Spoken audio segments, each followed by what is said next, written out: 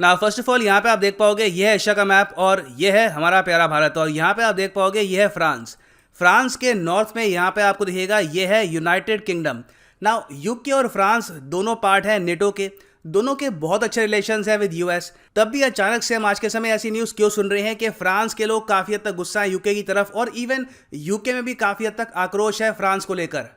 और फ्रांस के जो प्रेसिडेंट हैं इमैनुअल मैक्रोन, इनको तो लिटरली यूके में हाल ही में बुलाया गया है एक डिक्टेटर, पाउंड लैंड पुतिन, मतलब कि व्लादिमीर पुतिन जैसा इनका एटीट्यूड हो गया है, और नॉर्थ कोरिया जैसे ये इनके हाव भाव है ना। इस सब का रीज़न क्या है?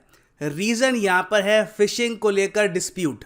अभी हाल ही में क्या हुआ कि बहुत सारी फ्रांस की फिशिंग बोट्स, इन्होंने ऑलमोस्ट घेराव कर लिया एक टापू का नाम है जर्सी। और यहाँ पर फ्रांस की जो ये फिशिंग बोट्स थी ये एक्चुअली प्रोटेस्ट कर रही थी इस इशू को लेकर कि यूके ने हाल ही में बहुत ही अजीबोगरीब रूल्स बना दिए हैं जिससे फ्रांस के फिशरमैन फिशिंग नहीं कर पाएंगे इस एरिया में। ना सबसे पहले आपको समझना होगा कि जर्सी जो ये टापू है इसकी लोकेशन क्या है और ये टापू एक्चुअली बिलोंग किसको करता है। सो जैसे कि यहाँ पे आप देख पाओगे फ्रांस और यूके के बीच में यहाँ पे आपको दिखेगा इंग्लिश चैनल, और इंग्लिश चैनल का यहाँ पे पार्ट है जर्सी टापू, और यहाँ पे आप देख पाओगे ये वो टापू है। नाउ क्या ये टापू यूनाइटेड किंगडम का पार्ट है? तो इसका आंसर है नहीं। जर्सी आइलैंड यूके का पार्ट नहीं है, मगर इनका जो डिफेंस है, जो इनकी विदेश नीति है और जो आसपास का फिशिंग एरिया है ये आता है यूके के अंडर। तो आप कह सकते हैं ये यूके का एक प्रोटेक्टोरेट है, और जो आज के समय विवाद है बिटवीन फ्रांस और यूके ये इसी टापू से रिलेटेड है। इसलिए आपने ऐसे आर्टिकल्स बहुत पढ़े होंगे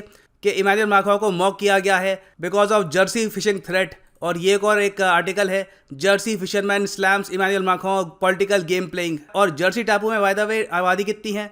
आबादी है यहाँ पे रफली 1 लाख के आसपास। इनका खुद का कोई प्राइम मिनिस्टर नहीं है। यहाँ पे आपको मिलेगा एक लेफ्टिनेंट गवर्नर, और यहाँ पे जो मोनार्क है वो है एलिजाबेथ II।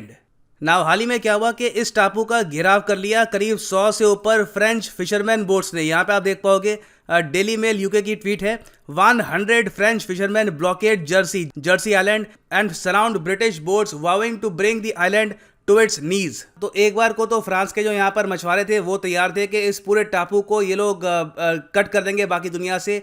बाद में यूके ने अपनी जो पेट्रोल वेसल है ये यहाँ पर भेजी, मतलब कि अपनी जो नेवी की शिप्स है यहाँ पर भेजी, और तब जाके फ्रांस के जो ये मछुआरे हैं ये पीछे हुए।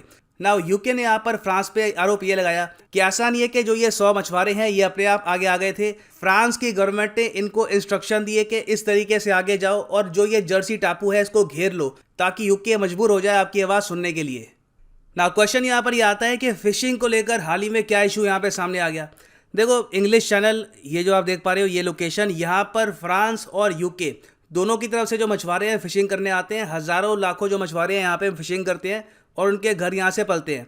अब जब से ब्रेग्जिट हुआ है यूके ने यहाँ पर यह इंश्योर किया है कि जो भी इनके आसपास की टेरिटरी थी उसका जो एक्सक्लूसिव इकोनॉमिक जोन है वहाँ पर सिर्फ यही लोग फिशिंग करेंगे, और फ्रांस की जो बोट्स हैं जिनको पहले यहाँ पे अधिकार था फिशिंग का उनको ये यहाँ पर फिशिंग नहीं करने देंगे। तो हाल ही में यूके ने क्या किया, एक नए सेट ऑफ रूल्स पास कर दिए। उसमें यह लिखा था कि जर्सी टापू जो है यहाँ पे इसके आसपास सिर्फ वही मछुआरे फिशिंग कर पाएंगे जिनके पास बहुत पुराना ट्रैक रिकॉर्ड है, मतलब करीब 6-7 साल का ट्रैक रिकॉर्ड है कि लगातार यहाँ पे वो फिशिंग पहले भी करते आ रहे हैं। मतलब कि नए फिशरमैन को यहाँ पर वो लोग फिशिंग नहीं करने देंगे। ना जो फ्रांस के फिशरमैन है इनकी प्रॉब्लम यहाँ पर यह है कि ये लोग कैसे प्रूव करें कि ये लोग ब्रेग्जिट से पहले भी यहाँ पर फिशिंग करते थे, और हिस्टोरिकली ये एरिया हमेशा ओपन था फिशिंग के लिए for both French and British fisherman.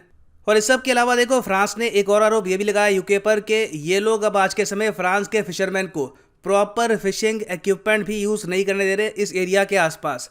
तो इसलिए फ्रांस ने यहाँ पर ये स्टेप्स लिए, मगर फ्रांस अभी भी रुका नहीं है। फ्रांस ने एक और वार्निंग ये भी यहाँ पर दी है कि अगर यूके अपने कानून नहीं बदलता, अपने जो नियम है यहाँ पर नए इनको चेंज नहीं करता, तो फ्रांस बहुत ही जल्द जर्सी टापू की जो इलेक्ट्रिसिटी है ये काट देगा। अब ये काफ़ी बड़ी बात है। अब यहाँ पे आप कहेंगे वेट, टापू जो है ये आता है अंडर यूके का पार्ट तो नहीं है, मगर मेन जो इसका कंट्रोल है ये यूके के अंडर आता है, तो इसकी जो इलेक्ट्रिसिटी है ये फ्रांस कैसे काटेगा? देखो फ्रांस आज के समय इलेक्ट्रिसिटी प्रोवाइड करता है, 90% इलेक्ट्रिसिटी प्रोवाइड करता है जर्सी टापू को। तो फ्रांस को कुछ नहीं करना अपनी तरफ से, बस एक स्विच ऑफ करना है और जर्सी टापू की जो इलेक्ट्रिसिटी है ये हो जाएगी एब्सोल्युटली ऑफ।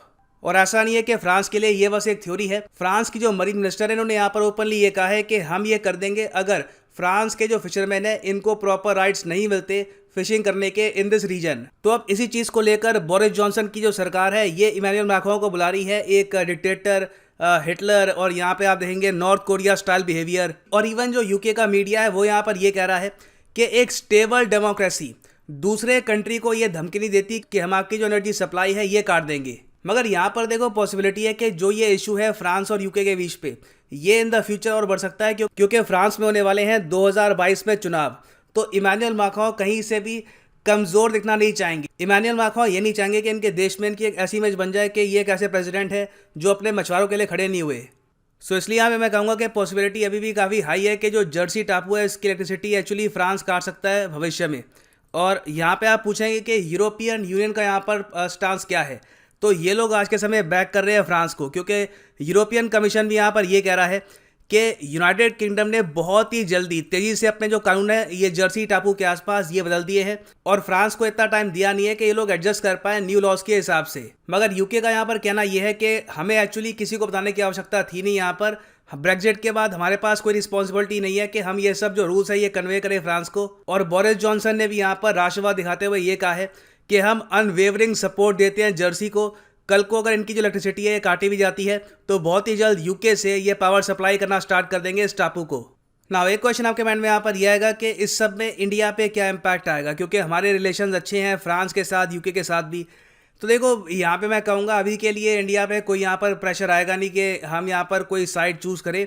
हाँ, अगर सिचुएशन फ्रांस और यूके के बीच में लगातार ख़राब होती है इन द फ्यूचर तो पॉसिबिलिटी है कि एक टाइम पे आकर इंडिया के लिए भी काफ़ी मुश्किल हो दोनों कंट्रीज़ के साथ बहुत अच्छे रिलेशंस मेंटेन करके रखना। तो अभी के लिए मैं यही कहूँगा कि रीजन की प्रॉस्पेरिटी के हिसाब से, इवन इंडियन इंटरेस्ट के हिसाब से हमारे लिए अच्छी बात होगी अगर यूके और फ्रांस जो अपने डिफरेंसेस हैं ये जल्द सॉर्ट आउट कर ले इस टापू को लेकर। और फाइनली यहाँ पे आपसे मैं एक क्वेश्चन भी पूछूंगा कि जो ये टापू है जर्सी, इसकी कैपिटल यहाँ पे आप देख पाओगे सेंट हेलियर। इसकी करेंसी क्या है? इस टापू की करेंसी ये लोग यहाँ पर क्या यूज़ करते हैं? आपकी ऑप्शन है पाउंड, डॉलर, फ्रैंक या फिर none of the above. Comment section में करिए आंसर। सही आंसर मैं आपको दूंगा नहीं क्योंकि बहुत ही सिंपल सा क्वेश्चन है। I am sure all of you can answer it. और फाइनली यहाँ पर मैं ये भी ऐड कर दूं कि आप किसी भी एग्जाम के लिए प्रिपेयर कर रहे हैं, चाहे UPSC, SSC, bank, any examination, simply जाओ unacademy.com पे या फिर अनअकैडमी की ऐप पर क्लिक करो। यहाँ पर अपने एग्जाम पे for example UPSC, CSC get subscription, और यहाँ पे आप परचेज कर सकते हैं आइकॉनिक या प्लस कोर्स। जो प्लस कोर्स है ये पर मंथ आपको पड़ेगा 4125 का, मगर ये प्राइस पे मत कर देना। यूज़ करिए यहाँ पर कोड PD10 और आपको मिलेगा सीधा 10% discount. So use the code PD10 and save money. इसी नोट के साथ यह वीडियो का अंत। Thank you for listening and as always God bless you all.